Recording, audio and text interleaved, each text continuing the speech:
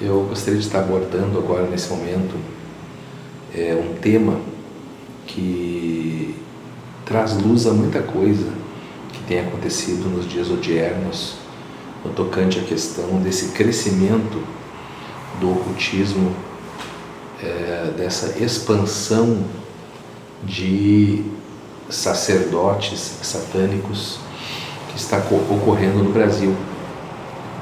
E também essa digamos, onda, né, que eu vou chamar aqui respeitosamente, né, de terceira onda da feitiçaria dentro do Brasil. Por que terceira onda?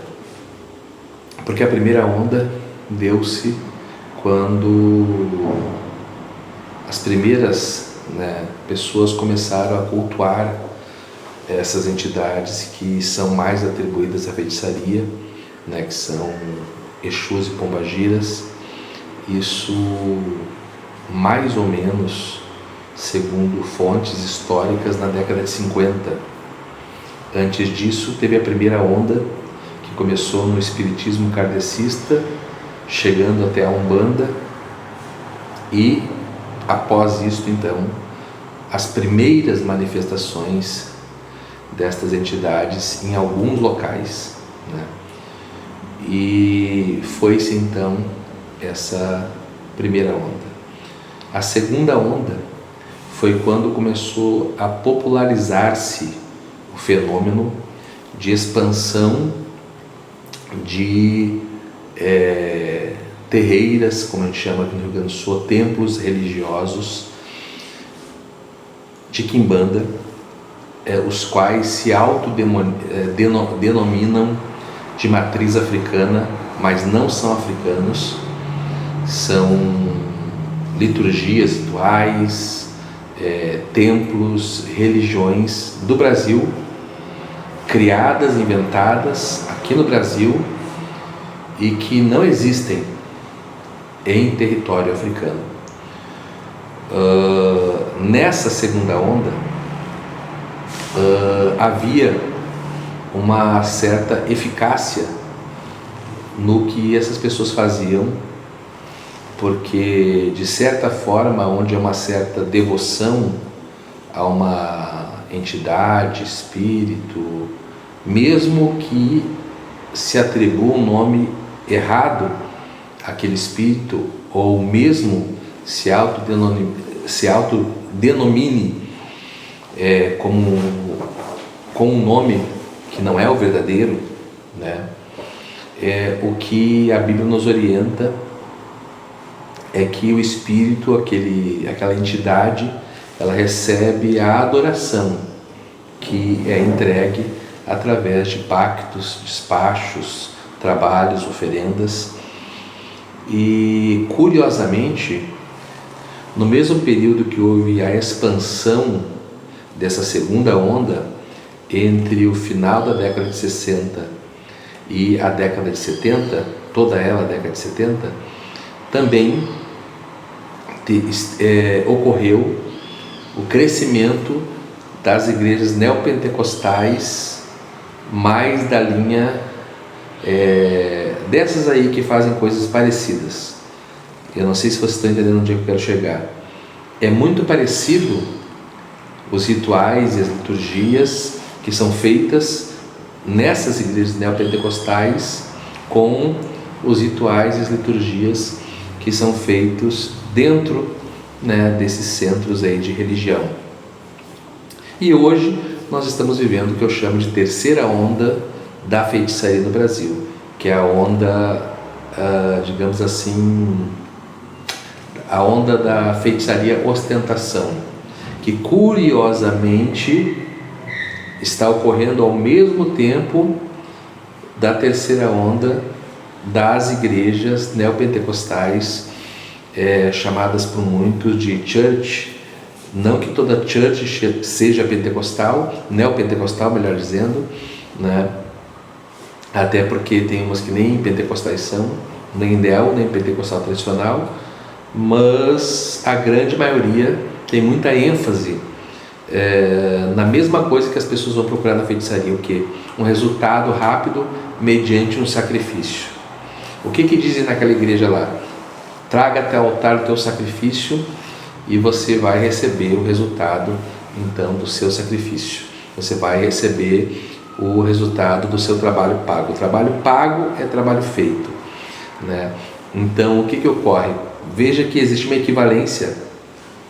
Tanto as pessoas vão buscar, digamos assim, a mesma coisa, só em lugares diferentes.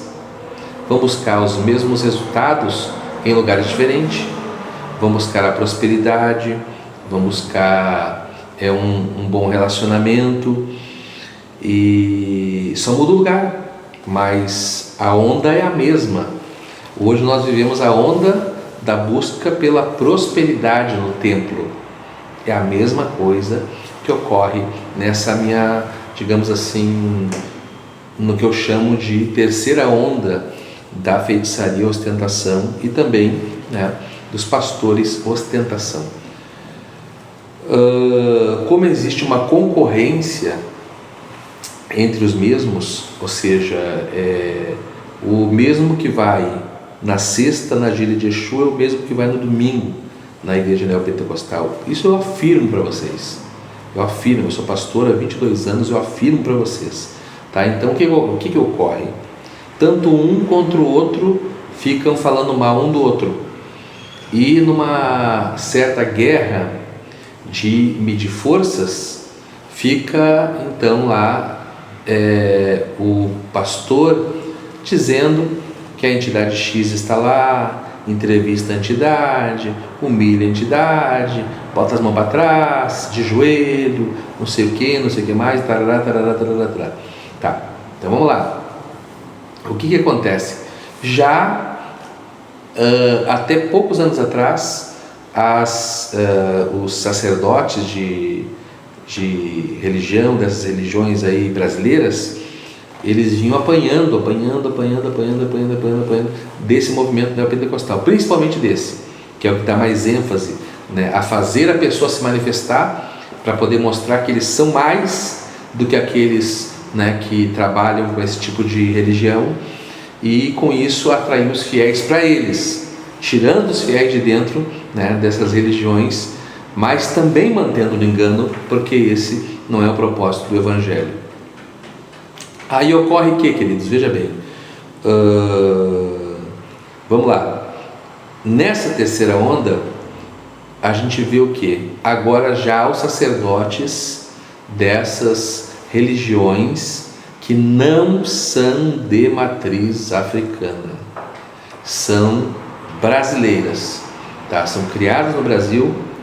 Já perguntei para vários pai de santo e ninguém me responde, porque isso é uma coisa que não tem explicação, como que espíritos que são milenares, centenários, simplesmente começaram a aparecer da década de 50 para cá. Não existiam antes, não se manifestaram em lugar nenhum, não apareciam em lugar nenhum, e simplesmente da década de 50 para cá começaram a ter manifestações esporádicas até chegar no nível que tem hoje em dia.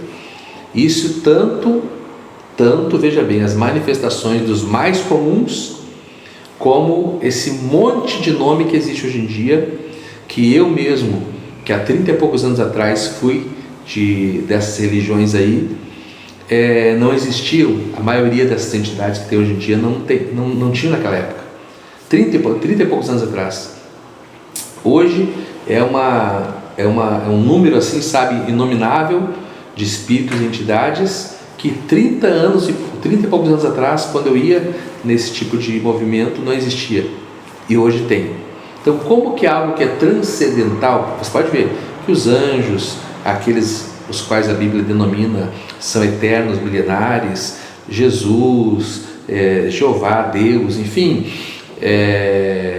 Miguel, Gabriel, enfim, são milenares, nunca mudaram seus nomes, sempre existiram e já tem milhares de anos registrados na Escritura, documentados na Escritura. Aí você observa o seguinte: é algo muito interessante se meditar. Então, nessa terceira onda da feitiçaria, dá-se o quê? Muita ênfase à ostentação. Por quê? Porque, veja bem, se eu prego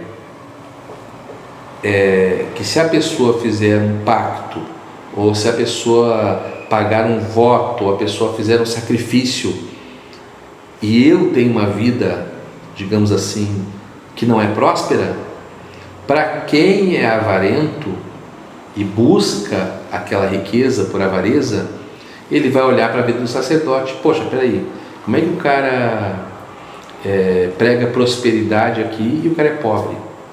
Como é que eu vou fazer um pacto aqui com um cara que diz que faz pacto de riqueza e o cara anda com um carro popular? Como é que eu vou fazer um trabalho, como eu vi hoje, o trabalho com uma mãe de santo, que eu conheço ela recebeu 77 mil reais por um trabalho para soltar a advogada do PCC aqui, que eu vou me furtar do nome, né, dela. Você sabe quem é a loirosa que foi, nem sei se é loira, né, cabelo pintado, né, que foi presa há poucos dias atrás, né? Então, uma mulher pagou 77 mil reais para essa mulher ser solta da cadeia. E até inclusive eu fui ali dar uma olhada nos comentários e sempre tem uma desculpa, né?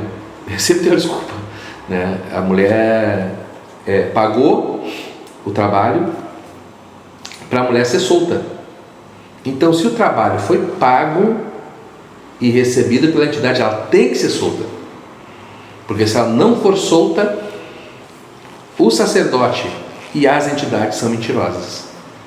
Aí alguém vai dizer assim: não, mas é porque tem essa, com todo respeito, tá? Eu só estou fazendo um comentário, tá bom? Com ênfase na verdade, e não estou atacando ninguém, tanto que eu estou pontuando esses pontos equivocados e errados dentro da religião evangélica também. Então, assim, ó, primeiro passo, tá bom? Quando a pessoa, na segunda onda, quando a pessoa ia fazer um trabalho, veja bem, eu participei, bem dizer, dessa segunda onda da feitiçaria, tá?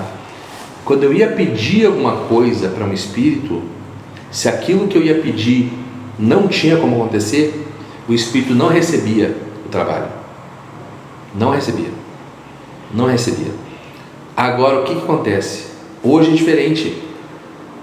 Na segunda onda, quando eu participei, até hoje eu me lembro, eu fiz um consórcio de um carro que na época era um carro top, era um Gol, se não me engano, eu não sei, tipo um monte de carro, mas um Gol, um Corsa, Celta, sei lá que carro que era, isso 30 e poucos anos atrás, nem sei se tinha Celta naquela época.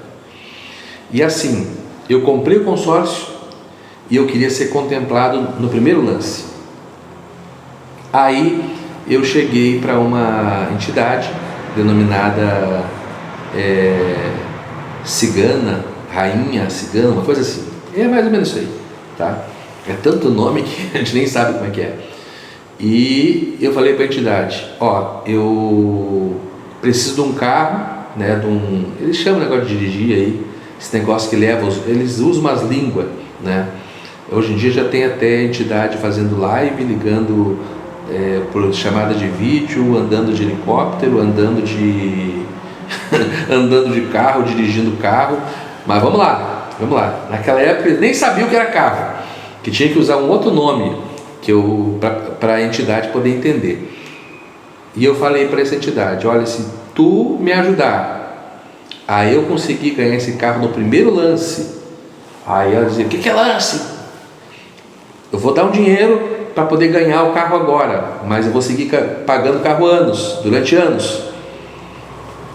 Se tu me der o carro agora, nesse mês, eu vou comprar um colar de joias para te dar.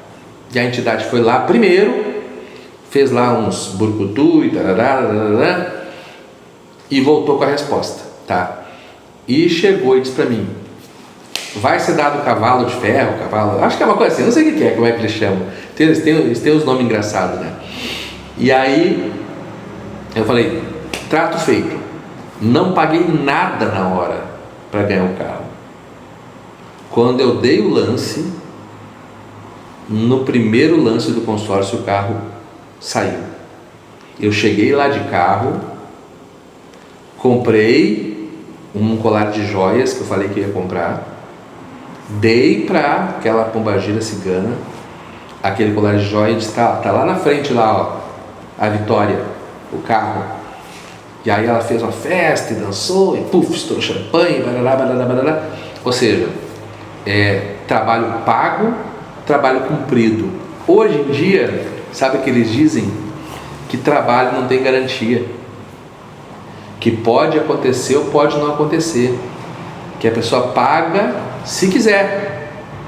Por que antigamente não cobravam nada e o filho de santo ou o frequentador só pagava depois que recebia a vitória?